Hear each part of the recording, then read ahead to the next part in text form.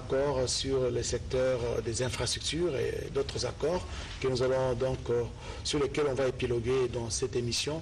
Première question, quelle lecture faites-vous justement de cette visite d'État, je dirais deuxième visite d'État après l'investiture du président Félix Tshisekedi Tshilombo en janvier 2019. Et voilà Uhuru Kenyatta revient ici à Kinshasa, cette fois-ci pour signer des accords et apporter une aide dans la stabilisation de la partie est de la RDC qui se trouve aujourd'hui secouée par l'insécurité. Quelle lecture faites-vous de la visite du président Uhuru Kenyatta?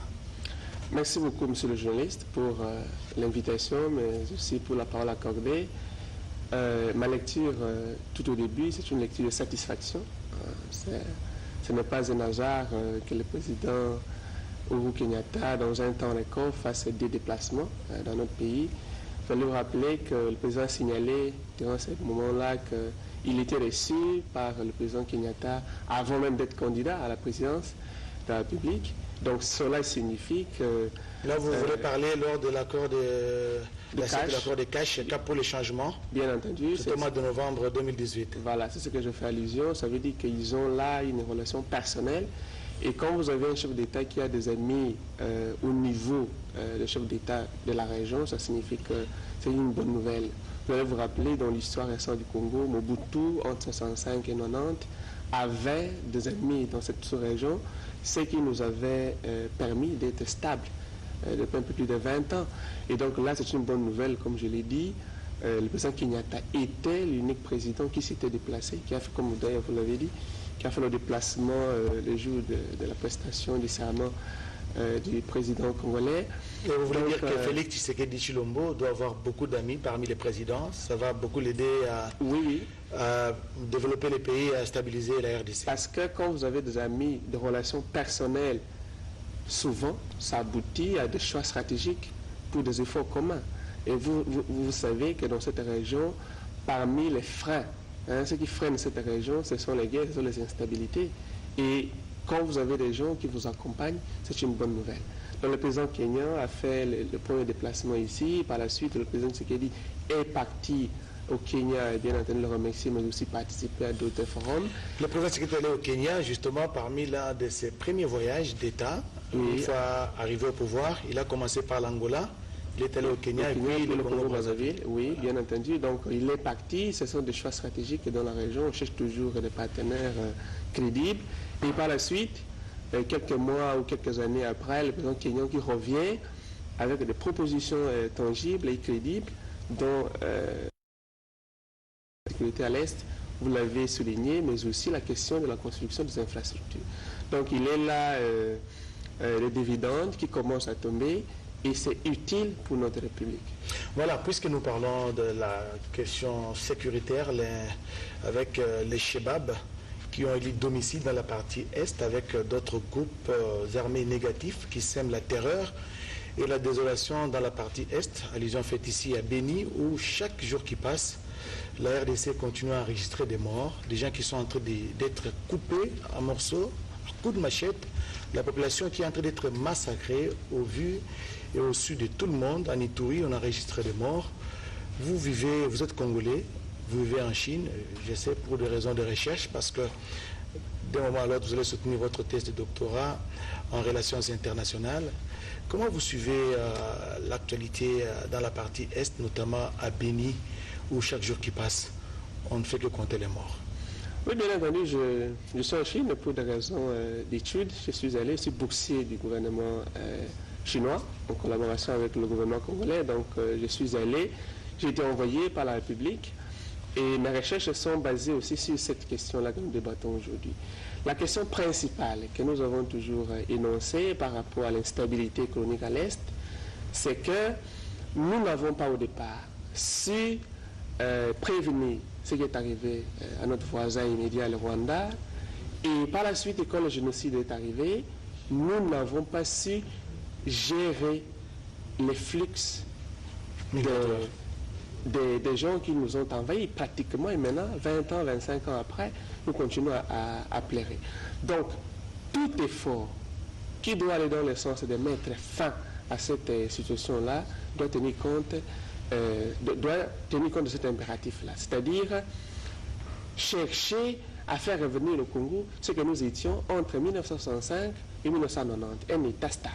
Et tout ce qui se fait aujourd'hui, de choix stratégiques, nous débattons aujourd'hui, nous discutons, nous analysons la visite du président Kenyatta au Congo. Ce sont des choix stratégiques qui démontrent quand même que nous devons avoir des gens dans la région pour mettre fin à cette insécurité qui est devenue pratiquement chronique.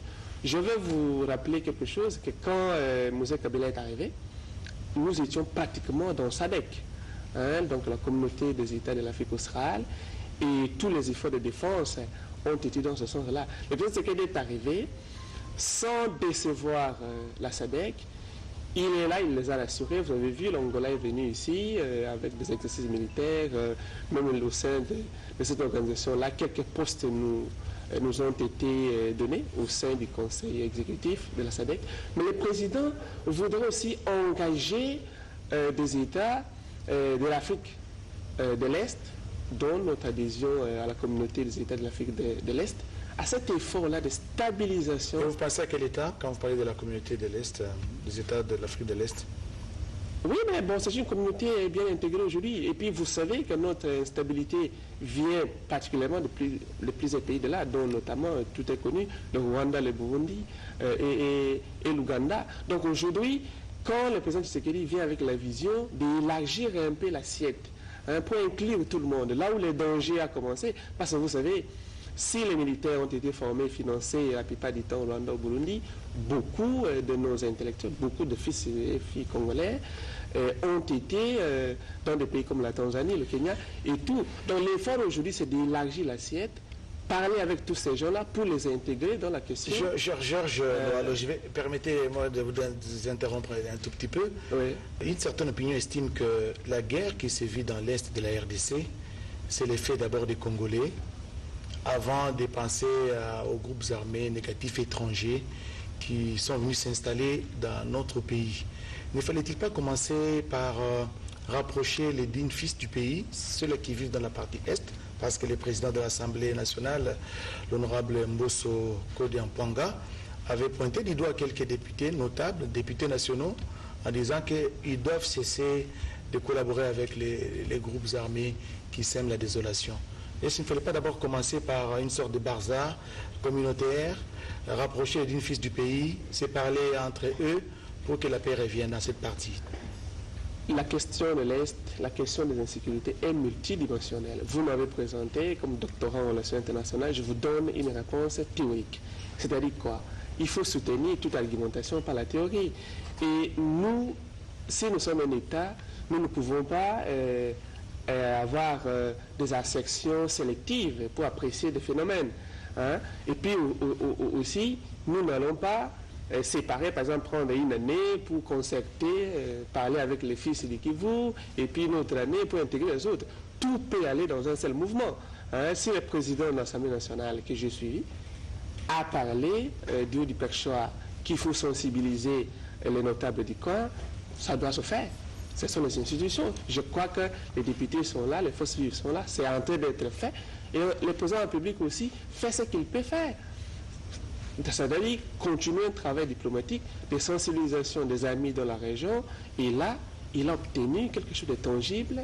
Les Kenyans vont venir s'associer avec les homologues de la Tanzanie, du Malawi, au sein de cette force qu'on appelle la brigade d'intervention rapide, pour mater toutes justement, puisque nous parlons de la brigade d'intervention rapide des Nations Unies, le président Kenya Uhuru Kenyatta a annoncé lors du tête-à-tête avec son homologue congolais, le président Félix Antoine Tshisekedi Tshilombo, que le Kenya est prêt à envoyer des hommes de troupes dans la brigade d'intervention rapide pour mater l'insécurité dans la partie Est. Et le chef de l'État congolais a salué cette initiative du Kenya en disant que cette fois-ci la riposte sera impitoyable. Un commentaire?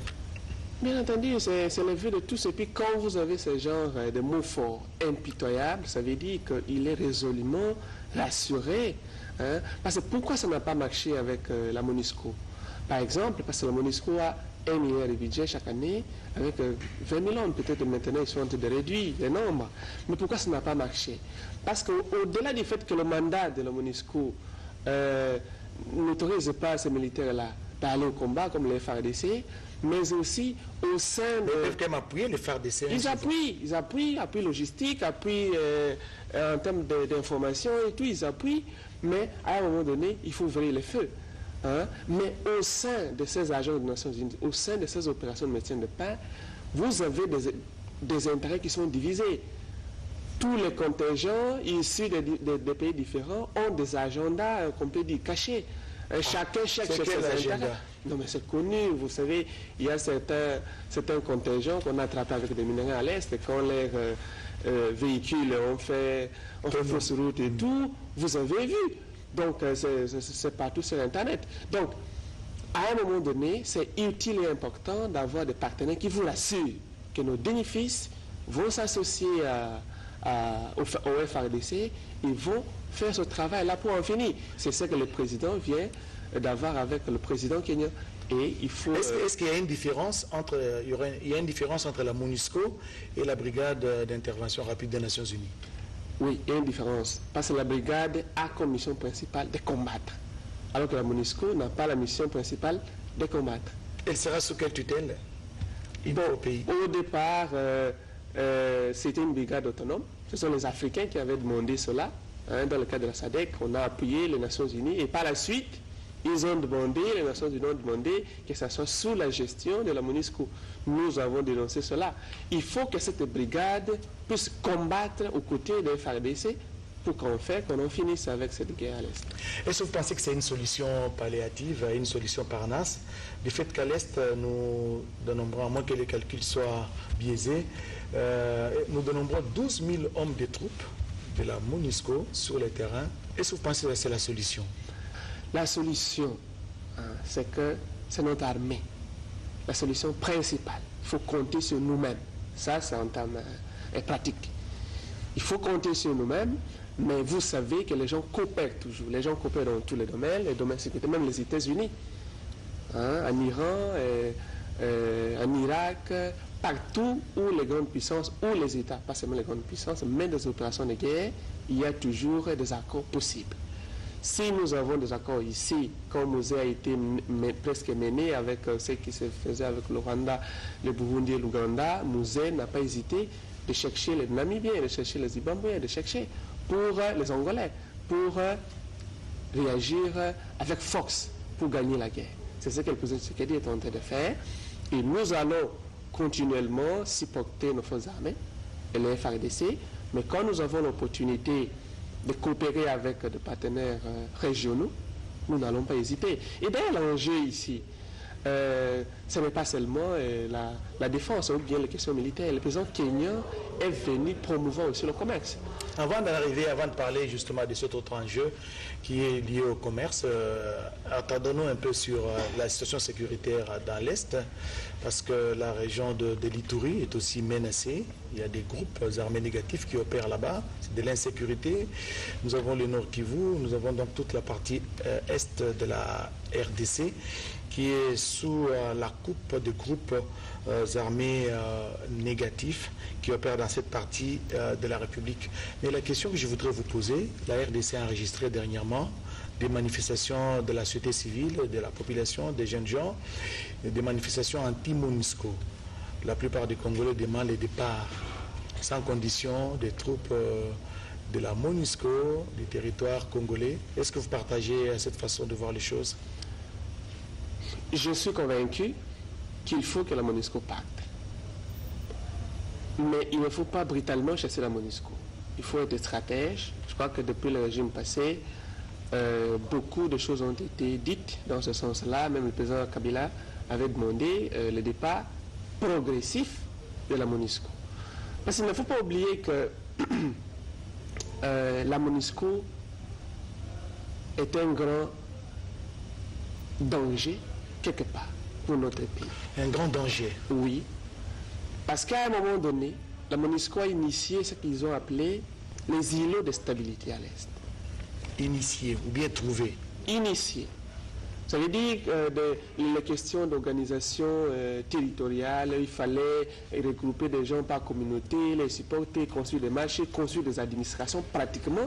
Et ça a une conséquence terrible parce que ça montrait aux gens, à ces populations qui souffrent tous les jours, que Kinshasa ne pouvait pas prendre en compte ce qu'eux vivaient là-bas.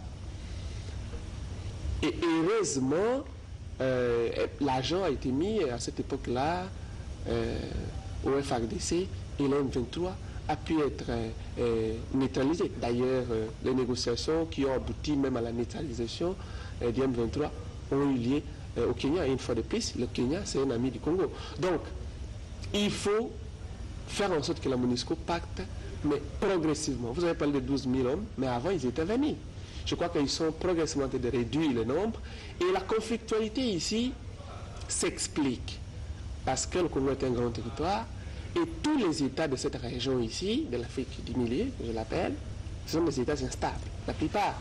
Et si vous prenez ce qui se passe depuis le Kivu, vous allez monter jusqu'en Somalie. Ce sont le foyer d'instabilité parce que vous avez le Sud-Soudan, vous avez des rebelles, vous avez des Adef Nalou qui cherchent qui combattent Yoweri Museveni. Mais au lieu d'aller chez Yoweri, ils font des tueries. Maintenant, ils se transforment en djihadistes dans notre territoire. Donc maintenant, tous les États de la région devraient comprendre, suivre l'exemple du Kenya pour dire, allons, travaillons main dans la main et chassons tous ces semeurs de troubles et allons dans le sens du commerce. Parce que c'est le commerce, ce que nous appelons en relation l'interdépendance, qui va faire en sorte que la violence puisse cesser. Parce que quand il y aura beaucoup de routes, comme le président Tshisekedi et le président Kenya ont décidé maintenant de construire une route qui va partir du port de Mombasa jusqu'à Beni, passant par l'Ouganda, Kisangani, et puis jusqu'à Kinshasa. Justement, puisque nous parlons de la route, promouvoir davantage le commerce. Justement, puisque nous parlons de cet accord qui porte sur les infrastructures, le président Kenya a fait une belle annonce, n'est-ce pas? Une très bonne nouvelle, justement la construction de cette route, je vais dire transnationale, parce que ça va quitter le Kenya, en passant par l'Ouganda jusqu'à RDC, Kinshasa, en passant par Beni et Kisangani. Quel est l'enjeu? Parce que nous avons des problèmes sécuritaires dans cette partie. Est-ce que ce projet sera réalisable? D'autant plus que nous avons des groupes négatifs qui opèrent dans ces secteurs-là. Ne fallait-il pas d'abord commencer par mater cette insécurité avant d'entrevoir de construire une route transnationale qui puisse justement faciliter le commerce entre les États? Je vous ai dit au début que le Kenya est un exemple de stabilité dans cette région de l'Afrique du Milieu. Le Kenya a beaucoup d'expérience dans la lutte contre les Shebab. Vous savez, tous ces gens qui viennent de la Somalie, qui font des attaques parfois contre les Américains au Kenya, et contre même le Kenya lui-même et tout. Le Kenya a beaucoup d'expérience dans ce sens-là, à promouvoir et à partager ici en Afrique et avec la RDC. Maintenant, l'enjeu, c'est que la promotion du commerce aussi réduit sensiblement l'insécurité. Hein? Et le Kenya a beaucoup appris, parce que vous allez vous rappeler que le Kenya a adhéré, c'est l'un des premiers pays africains à avoir adhéré à l'initiative chinoise qu'on appelle Ceinture et Route, Ida-Ilu en chinois. Et le Kenya a aujourd'hui un bon réseau de chemins de fer construit grâce à cette initiative-là, beaucoup de routes qui sont construites, et d'ailleurs le Kenya avec d'autres pays, hein, notamment l'Ouganda, notamment vers la Tanzanie, ont développé un certain nombre d'infrastructures qui feront en sorte qu'il y ait interdépendance. C'est-à-dire quand vous avez beaucoup d'échanges entre vous, vous réduisez les tensions, les insécurités. Prenez l'exemple de l'Europe. L'Europe, c'est parmi l'espace, l'un des espaces au monde les plus brutals de la planète. Vous savez, les Européens se sont entretués, Première Guerre mondiale, Deuxième Guerre mondiale. Mais quand ils ont décidé de faire bloc, d'aller dans le sens de l'interdépendance, hein, promouvoir le commerce, les infrastructures, aller dans ce qu'elle appelle aujourd'hui l'Union européenne, c'est ce qui a pratiquement anéanti tous les foyers de conflit. Presque. Donc si on réussit cela ici en Afrique, hein, on peut faire d'une pierre deux coups. Ça veut dire, on combat dans ce sens-là. Vous avez vu le Kenya qui dit, je vais envoyer mes hommes. Peut-être que d'autres pays africains de la région vont aussi envoyer, suivre l'exemple du Kenya, de la Tanzanie et du Malawi. Et au même moment, allons dans le sens de promouvoir le commerce. Mais au-delà de cela, le Congo et le Kenya sont tentés de faire bloc pour stabiliser cet espace africain et être leader du panafricanisme. Ça, c'est très important. Loin de moi l'idée d'être pessimiste quant à ce qui a été signé comme accord. L'histoire nous renseigne, l'histoire récente d'ailleurs, nous renseigne que beaucoup de déclarations ont été faites, même déclarations de guerre pour mettre fin à l'insécurité, au terrorisme qui sévit dans l'Est, les groupes, les ADF, d'abord c'était ADF Nalou, maintenant c'est ADF, et puis on parle aujourd'hui des Chebab et d'autres groupes armés négatifs qui sont en train de tuer à Beni, qui sont en train de tuer en Ituri et dans d'autres coins de la partie Est du pays. Et ça fait 25 ans, vous l'avez dit, plus de 20 ans, et cette zone est toujours en insécurité, toujours secouée. Et vous pensez que cette fois-ci c'est la bonne? Il faut toujours avoir confiance en soi. Parce que ce qui se fait à l'Est en termes de guerre, ce n'est pas une guerre régulière. Hein, ce n'est pas comme on faisait au Moyen-Âge. On s'entend, pas une guerre classique. Hein. Voilà, on s'entend chaque vendredi, on va combattre dans les cimetières. Non. Ici, nous sommes face aux terroristes. Et face aux terroristes, il faut faire confiance en son gouvernement. Vous savez, l'Amérique, c'est la première puissance militaire jusqu'aujourd'hui du monde. L'Amérique combat les terroristes. Jusqu'au jour, ça ne se termine pas. Mais l'Amérique ne s'est jamais lassée. Donc nous, ici, chez nous, nous allons soutenir notre armée. Nous allons faire confiance à nos institutions, au président de la République, l'accompagner dans ce sens-là, appuyer ce choix et donner un sens nouveau à tous ces choix stratégiques. Parce que beaucoup de gens ne comprennent pas pratiquement ce qui est en train de se faire là. Aujourd'hui, le monde a beaucoup changé depuis la fin de la guerre mondiale. Depuis la fin des affrontements Est-Ouest, hein, depuis 1990, oui. Donc 80-90, depuis la fin de la bipolarité. Le monde a beaucoup changé. L'économie mondiale, son centre est aujourd'hui en Asie-Pacifique, en Asie du Sud-Est. Ce qui veut dire que nous allons davantage commercer avec l'Est, hein, donc l'océan Indien, qu'avec l'Ouest, l'océan Atlantique. Pourquoi? Parce que le centre financier du monde est en Asie. La première économie mondiale aujourd'hui, en termes de pouvoir de parité, donc la FMI, Banque mondiale, tout le monde confirme, c'est la Chine. Et en Chine, en Asie... Ah, mais c'est discutable. Non, j'ai fini. Non seulement... Non, vous pouvez vérifier. Non seulement il y a la Chine, il y a le Japon, vous avez l'Inde, et ces pays-là, s'ils font bloc, ils vont diriger le monde. Et rappelez-vous, il y a 800 ans, on a appris, les Vasco de Gama ont découvert la carte de Bonne-Espérance parce qu'ils cherchaient la route pour aller en Inde. Ça veut dire que quelque part sont des puissances qui géraient cette humanité. Et si le Kenya nous ouvre la porte vers l'océan Indien, ça transforme tout. C'est une opportunité énorme et il faut s'investir. Il faut capitaliser. Il faut capitaliser cela. Et aussi une autre force qu'a le Kenya. Le Kenya a une force vraiment qu'il faut copier, c'est la capacité de gérer les grandes puissances. Vous savez que l'Amérique est vraiment présente au Kenya, la Chine aussi. Je vous ai dit que le Kenya est le premier pays africain, je crois, à avoir adhéré à l'initiative Ida Ilou. Voilà, et donc cette capacité de gérer les grandes puissances pour l'intérêt du Kenya, nous pouvons aussi le faire. Georges, c'est une raison de plus. Moi, je pense que la RDC ne doit pas se limiter seulement au Kenya. Ouais. La diplomatie doit être agissante. Je ne pense pas que vous allez me contredire. Le chef de l'État doit continuer à rencontrer ses homologues présidents voisins, n'est-ce pas? Le président du Rwanda, de l'Ouganda et d'autres pays pour que, enfin, les Chebab, les ADF et d'autres groupes armés négatifs qui se sont installés en RDC puissent se trouver en étau.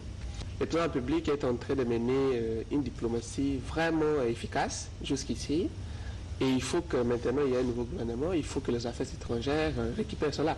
Il faut que ça se fasse au sens institutionnel. Hein.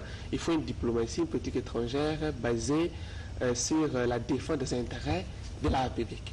Donc, le président fait des choix stratégiques. Maintenant, il tourne vers l'Asie et l'Afrique de l'Est, sans léser la SADC, qui nous a accompagnés jusqu'ici, sans léser la CAC, la communauté des États de l'Afrique centrale. Et là, c'est facile à comprendre parce que la RDC se trouve dans une position géostratégique au cœur de l'Afrique. Au cœur de l'Afrique, avec plusieurs zones économiques, plusieurs organisations sous-régionales. Oui, oui, mais la présence de la SADC en RDC est quand même remarquable parce que depuis Moses, je vous l'ai dit, ce sont ces gens-là qui nous ont accompagnés en conseil militaire. Ils ont combattu pour mettre en déroute RCD tous leurs supporters. Donc aujourd'hui, quand il va à l'Est, sans léser la SADC, ça veut dire que la diplomatie pragmatique est tentée de s'installer, mais il faut le faire dans le cadre institutionnel. Le président, c'est le premier diplomate du pays. Il faut que les affaires étrangères accompagnent cela. Le président de la République Tshisekedi a visité presque tous les pays de la région. Tous les pays environnants, voisins du Congo. Nous sommes un pays comme qui a 9 plus l'océan. Et je ne comprends pas pourquoi beaucoup de pays sont lourds.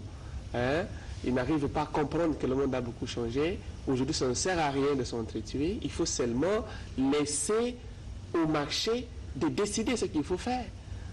Il y a beaucoup de questions qui se passent dans cette région, la question d'instabilité, la question du partage d'eau avec les amis du lac Tchad et tout ça là. Mais si nous lançons l'interdépendance, comme je l'ai dit, et les échanges, ça va se régler facilement au lieu d'être des acolytes des puissances étrangères, tuer vos frères et piller. Ça ne sert à rien. C'est ce que le Kenya est tenté de faire et je salue le président kenyan une fois de plus parce qu'il démontre en suffisance qu'il est vraiment le fils de Jomo Kenyatta, un grand panafricaniste.